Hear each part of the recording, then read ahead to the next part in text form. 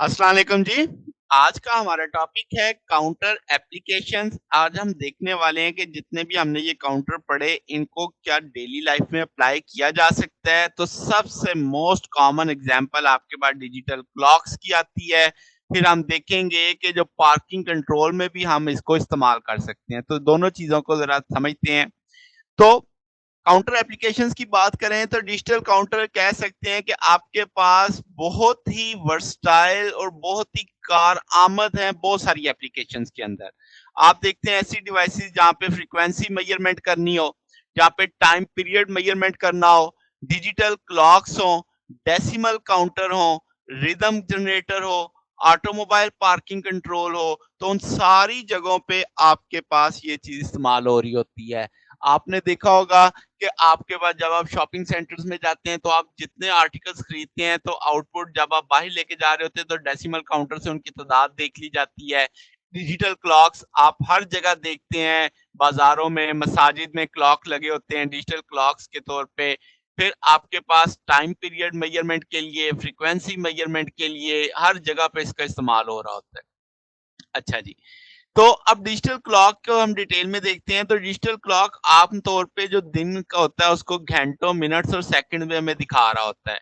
तो अगर हम देखें इसमें सबसे बुनियादी चीज़ है क्लॉक फ्रीक्वेंसी। अब हमने क्लॉक को चलाने के लिए ज़ाहिर है उसे एक पल्स तो देनी है कि भई आपके पास एक हाइली कंट्रोल्ड बेसिक फ्रीक्वेंसी आपको चाहिए जो पूरे सर्किट को चला रही हो, जिसकी बुनियाद पे आगे से सेकंड गुज़र रहा होगा। तो आम तौर पे क्वार्ट्ज क्रिस्टल ऑसिलेटर हम यूज़ करते हैं जिसमें फ्रीक्वेंसी आपकी बैटरी ऑपरेटेड डिजिट यानी कि होती है कि जो बैटरी की मदद से डिजिटल क्लॉक चल रहे होते हैं ना उनमें वो चल रहा होता है। अब आपके पास जो डिजिटल क्लॉक है हम कहते हैं एसी सप्लाई से हम चलाएँगे। अब एसी सप्लाई जो पाकिस्तान में है वो 50 हर्ट्ज़ फ्रीक्वेंसी वाली है। तो इसका मतलब जो हमारी बेसिक क्लॉक फ्रीक्वेंसी बनेगी वो 50 हर्ट्ज़ होगी। अब हमने जो बेसिक फ्रीक्वेंसी को डिवाइड करना है इसको लेके जाना है 1 हर्ट्ज़ तक या 1 पल्स कह लें या 1 सेकंड कह लें आपके पल्स पर सेकंड कह लें आप। ठीक है, तो आपके पास ये 50 हर्ट्ज़ का जो साइकिल है, इसे हमने एक ऐसी शेप में लेके जाना है जो पल्स शेप पर होगी, स्क्वायर वेव के अंदर हम उसे कह सकते हैं कि स्क्वायर वेव प्रोड्यूस करेगा 50 पीपीएस में। तो आप देख सकते हैं यहाँ पे ये पल्स आपका ये साइनोसॉइडल आ रही है, एसी वेव फॉर्म जो गवर्नमेंट हमें दे रही है, हम उसे पल्स में 50 पीपीएस में लेके जा रहे हैं। अब ये 50 पीपीएस आपको मॉड 50 काउंटर में जाता दिखाई दे रहा है। तो ये जो स्क्वायर वेव फॉर्म थी हमने मॉड 50 काउंटर को दी तो आपके पास ये इसे डिवाइड करेगा 1 पीपीएस सिग्नल में। तो देखो एक सिग्नल 1 पीपीएस आ रहा है आपके साथ। तो अब यहाँ पे 1 पीपीएस सिग्नल को आप किसको दे रहे हो सेकंड वाले सेक्शन को। ये हिस्सा सेकंड का सेक्शन है, ये सेकंड सेक्शन है। अब अगर आप सेकंड सेक्शन देखो तो सेकंड सेक्शन में भी आपके पास 2 हिस्से आ जाते हैं, एक बीसीडी और मॉड 6 दिस वन ये बीसीडी और मॉड 6। बीसीडी ज़ाहिर है 0 से 9 तक चलेगा, जब उसके 0 से 9 पूरे होंगे वो टॉगल करेगा तो वो आपकी आप कैरी एक तरह से आगे दे देगा। तो ये 0 से 5 तक है, तो इस तरीके से ये 0 से 5 9 तक काउंट कर सकता है। क्योंकि जैसे ही यहाँ पे 5 होगा तो वो आपके पास 59 हो जाएँगे ना, लास्ट पे देखो 0 से शुरू होके वो 59 तक जाएगा, फिर जैसे ही 59 होंगे वो टॉगल करेगा, ये इसको 1 दे देगा। अब ये वाला मिनट सेक्शन है आपके पास। मिनट सेक्शन भी उसी तरीके से बीसीडी और मॉड 6 काउंटर पे है कि हर 60 सेकंड गुजरने के बाद मॉड 6 एक जनरेट करेगा एक पल्स पर मिनट ये वाली। तो वो आपके पास सेकंड साइकिल स्टार्ट हो जाएगा तो मिनट सेक्शन में जो है वो आपके मिनट से काउंट होंगे और वो आपका 00 से 59 तक चलेगा। यानी उसी तरीके से ये जब जाएगा यहाँ पे आपका 1 मिनट, फिर 2 मिनट, फिर जैसे ही यहाँ पे 10 मिनट होंगे ये कैरी कर देगा, तो यहाँ पे 1 आ जाएगा। तो फिर 11 मिनट, 12 मिनट, 13 मिनट जैसे ही यहाँ पे 20 होंगे तो वो यहाँ से आगे 2 शिफ्ट कर देगा। तो जैसे ही ये 59 पे पहुँचेगा तो ये टॉगल करके इसको आगे दे देगा। तो उस तरीके से आपका वो कॉर्ड चल रहा है। यानी हर 60 मिनट के बाद जो मॉड 6 है इस वाले का, वो आपके पास एक पल्स जनरेट करेगा, वो 1 पल्स पर ऑवर होगी आपके पास। तो आपके पास ये ऑर सेक्शन आ जाएगा। तो हम कह सकते हैं कि जो ऑर सेक्शन है बीसीडी का मॉड 2 काउंटर में है।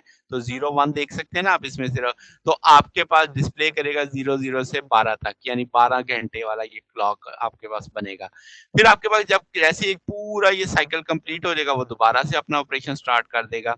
तो तो ये जो आप क्लॉक देख रहे हैं इसमें आवर्स हैं, मिनट्स हैं, सेकंड्स हैं, इनको आवर सेक्शन, मिनट सेक्शन और हमने अलग-अलग करके समझा दिया कि ये आपके पास बेसिक है। तो ये मॉड 2 है, ये आपके पास मॉड 9 यानी बीसीडी है, तो मॉड 6 है, तो आपको बेसिक अप्रोच समझ आ गई। अब ऑटोमोबाइल पार्किंग वाली मिसाल देख लेते हैं, तो ये जो अब आपके सामने एक समझ एक प्रॉब्लम है जिसको हमने हल करना है। तो आप कहेंगे हमने मॉनिटर करना है कितनी जगह खाली हैं, 100 स्पेस की पार्किंग है हमारे पास गैरेज है, तो हम कहेंगे कि जब वो फुल हो जाए तो इंडिकेशन आ जाए कि भई वह फुल हो चुका है और जब उसमें जगह खाली हो तो वहाँ पे गेट बाहर आ जाए कि भई एंट्रेंस आप कर सकते हैं। तो ये एक सिस्टम देखें, एक एंट्रेंस सेंसर है, एक एग्जिट सेंसर है, ये एक ऐसे अप मान लें, इसे डाउन मान लें। तो 100 वीएन वाला आपके पास ये है, ये टर्मिनल काउंट है, इंटरफेस के साथ चलेगा।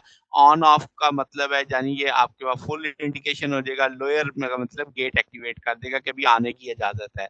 तो आप कह सकते हैं इस प्रॉब्लम को सॉल्व करने के लिए हमें ऑप्टो इलेक्ट्रिक सेंसर चाहिए, ये जो आपके एंट्रेंस और एग्जिट पे लगे होंगे, जो एक अप डाउन काउंटर के साथ एसोसिएट होंगे, उसकी सर्किट भी ज़ाहिर-सी बात होगी, हम अभी वो डिस्कस नहीं कर रहे। तो आपका जो इंटरफेरेंस सर्किट है वो यूज़ करेगा काउंटर की आउटपुट को, जो यहाँ पे इसके पास आ रही है कि फुल का साइन चलाना है या गेट को एक्टिवेट करना है। ठीक है? अब आप कह सकते हैं कि अगर हम इसका ऑपरेशन समझना चाहें तो 2 कैस्केडेड इसमें अप डाउन काउंटर आपको लगे हुए दिख रहे हैं। जैसे यहाँ पे है ये डिवीजन 10-10 के साथ चल रहा है। अब इसमें आपके अप डाउन है, एसआर लैच आपको दिखाया गया है, ये एंटर के लिए, ये एग्जिस्ट के लिए।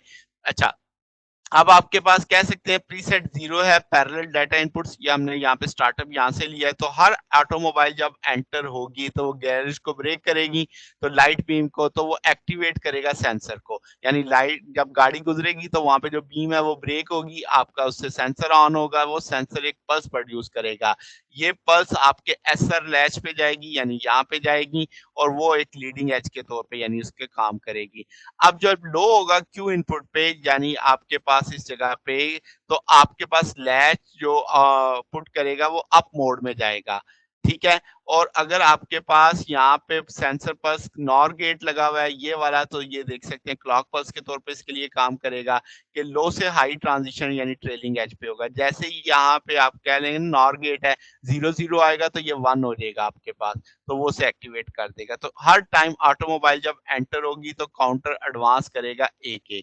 अब जब 100th ऑटोमोबाइल एंटर हो जाएगी, तो क्या होगा कि काउंटर की तो आखिरी स्टेज आ गई। अब जो मैक्सिमम मिनिमम आउटपुट है यानी गेट की वो हो चुकी है, हाई हो चुकी है, ठीक है? तो अब वो इंटरफ़ेस सर्किट को एक्टिवेट कर देगी, उसकी डिटेल यहाँ पे नहीं है, तो जब आपकी लाइट्स फुल हो जाएँगी तो वो लोअर गेट को यानी फर्दर एंट्री से रोक देगा कि भई अब नहीं आ सकते।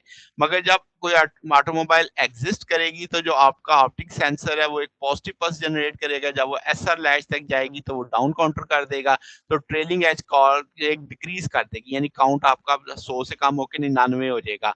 तो आपके पास अगर गैरेज फुल था तो ऑटोमोबाइल निकल गई तो अब आपकी मैक्सिमम या आउटपुट या मिनिमम जो आउटपुट है वो लो हो गई, तो फिर वो फुल का साइन यानी ऑफ कर देगा और दोबारा गेट को रेज़ कर देगा। तो इस तरीके से आप सर्किट को डिज़ाइन कर सकते हैं। तो ये हमारे पास ये एक तरह से स्कीमेटिक सी डिस्कशन थी। तो ये आपके पास आज का टॉपिक था। अगर आपको इसमें कोई बात पूछनी हो, डाउट हो तो नीचे कमेंट्स में पूछ सकते हैं। वीडियो अच्छी लगी हो तो वीडियो को लाइक कीजिएगा, दोस्तों के साथ शेयर कीजिएगा, चैनल को सब्सक्राइब कर दीजिएगा। अब तक के लिए इतना ही, बाकी इंशाल्लाह फिर नेक्स्ट देखेंगे। ओके, अल्लाह हाफ़िज़।